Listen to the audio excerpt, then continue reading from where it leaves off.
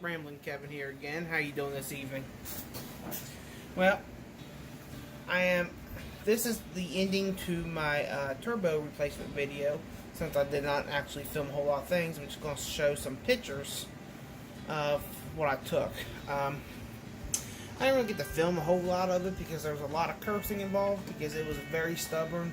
The nuts were completely welded on.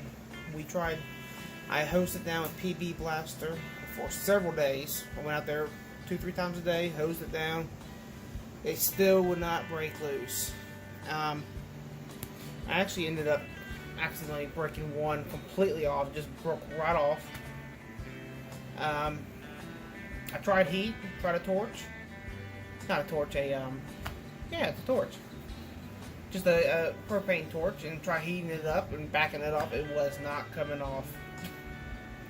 So I actually ended up having to cut them off.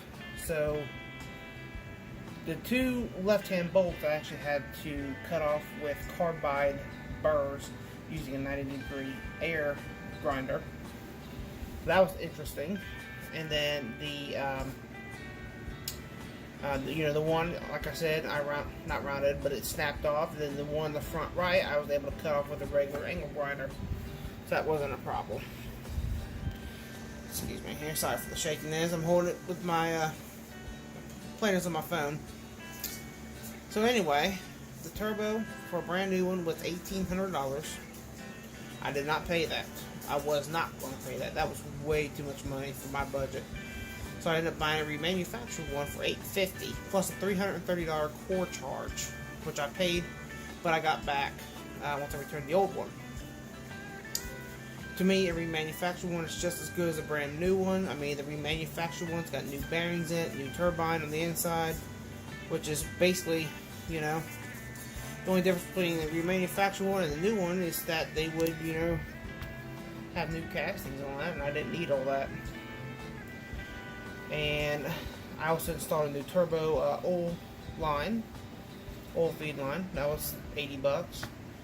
The stupid studs that turbo sits on were $13 a piece at Cummins.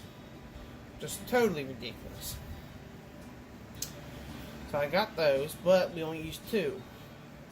The other two, we just drilled straight through and put a grade 8 bolt in there and put some Loctite on it, cranked it down, and that's where we're leaving it. But the other two we could not cut all the way through because it did not go through the manifold. Now, I'll tell you one thing. I'm never going to work on the exhaust in this thing again. It's, 20-something years old. And these exhausts, bolts, nuts, and everything are like frozen, rusted shut on there. Next time, I'm just going to take it straight to a mechanic to have fixed. There's Maggie back there scratching. Maggie! She's a good dog. You probably heard the bird screaming in there a little bit ago.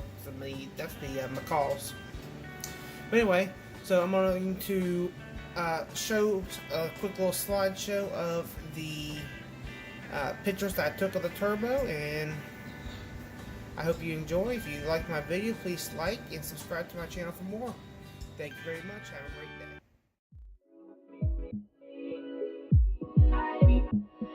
day.